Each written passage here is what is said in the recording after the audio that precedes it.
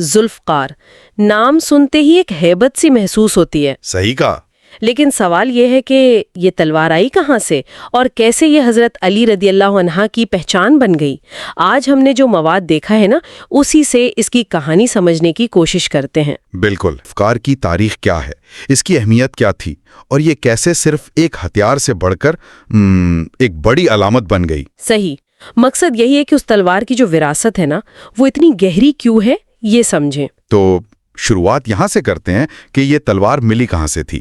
ذرا تو بتاتے ہیں کہ جنگ بدر میں ملی تھی؟ جی ہاں، جنگ بدر میں مال غنیمت کے طور پر نبی کریم صلی اللہ علیہ وسلم کو ملی تھی۔ اور خاص بات یہ ہے کہ یہ دشمن کے ایک مقتول سردار عاص بن منبع، اس کی تلوار تھی۔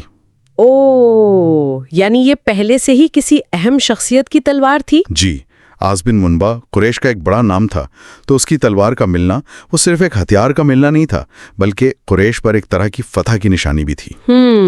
تو یہ ایک اہم تلوار نبی کریم صلی اللہ علیہ وآلہ وسلم کے پاس آئی، پھر حضرت علی رضی اللہ تعالیٰ عنہ تک کیسے پہنچی؟ ہوا یوں کہ کچھ عرصے بعد غالباً جنگ احد کے موقع پر رسول اللہ صلی اللہ علیہ وآلہ وسلم نے خود یہ تلوار حضرت علی کرم اللہ وجہ کو عطا فرمائی۔ اچھا، جنگ احد میں؟ جی، اور بس وہیں سے ذوالفقار اور حضرت علی کا وہ تعلق شروع ہوا جو تاریخ کا حصہ بن گیا۔ ان کے ہاتھ میں آ کر جیسے تلوار کو بھی اپنی اصل پہچان مل گئی۔ اور سنا ہے اس کی ساخت بھی کچھ الگ تھی، عام تلواروں جیسی نہیں تھی؟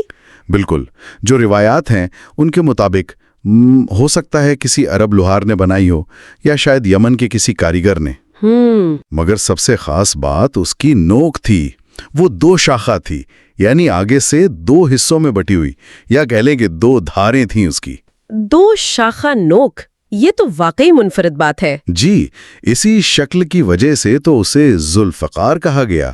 اس کا مطلب ہے شگاف والی یا پھکروں والی، مطلب ورٹیبریٹے والی، جوڑ والی، یا جو چیر دے۔ اچھا، سمجھ گئی۔ تو میدان جنگ میں اس کا کیا اثر ہوتا تھا جب حضرت علی یہ تلوار لے کر اترتے ہوں گے؟ کہتے ہیں کہ دشمنوں پر ایک خاص ہیبت طاری ہو جاتی تھی۔ دیکھیں، حضرت علی کی اپنی بہادری تو تھی ہی بے مثال، لیکن یہ تلوار ان کے ہاتھ میں جیسے بجلی بن جاتی تھی۔ اس کا ذکر آپ کو کئی تاریخی حوالوں میں، شاعری میں بھی ملے گا۔ اور وہ مشہور نعرہ، وہ بھی تو اسی تلوار سے جڑا ہے نا، لا فتح الا علی۔ جی جی بالکل، لا فتح الا علی، لا سیف الا ذوالفقار، یعنی علی جیسا کوئی جوان نہیں اور ذوالفقار جیسی کوئی تلوار نہیں۔ واہ! یہ صرف نعرہ نہیں تھا، یہ ایک طرح سے حضرت علی کی بہادری اور ذوالفقار کی حیثیت کا کھلا اعتراف تھا۔ تو یہیں سے پھر اس کی علامتی اہمیت شروع ہوتی ہے، یہ صرف ایک لڑنے کا اوزار نہیں رہی۔ یقیناً وقت کے ساتھ ساتھ ذوالفقار وہ اسلام کی حقانیت کی، حضرت علی رضی اللہ تعالیٰ عنہ کی اپنی بہادری اور انصاف پسندی کی ایک سچے جنگجو کی علامت بن گئی۔ صحیح، یہ صرف کاٹنے والی تلوار نہیں رہی، بلکہ آپ کہہ سکتے ہیں کہ حق اور باطل میں فرق کرنے والی ایک نشانی سمجھی جانے لگی۔ تو آج یہ تلوار کہاں ہے؟ اس بارے میں بھی کچھ مختلف باتیں سننے کو ملتی ہیں۔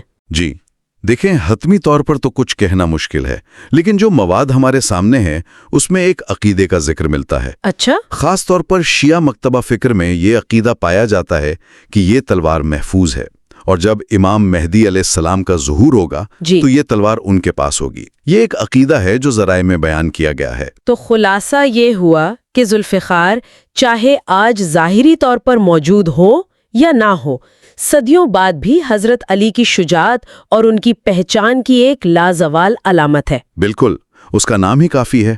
صحیح۔ اور یہ بات نہ ہمیں ایک اور گہری سوچ کی طرف بھی لے جاتی ہے۔ وہ کیا؟ یہی کہ یہ کتنی دلچسپ بات ہے کہ کوئی مادی چیز جیسے یہ تلوار، اس کے نظروں سے اوجھل ہو جانے کے یا شاید ختم ہو جانے کے اتنے عرصے بعد بھی لوگوں کے ذہنوں میں، ان کی ثقافت میں اتنی طاقتور علامت کے طور پر زندہ رہتی ہے۔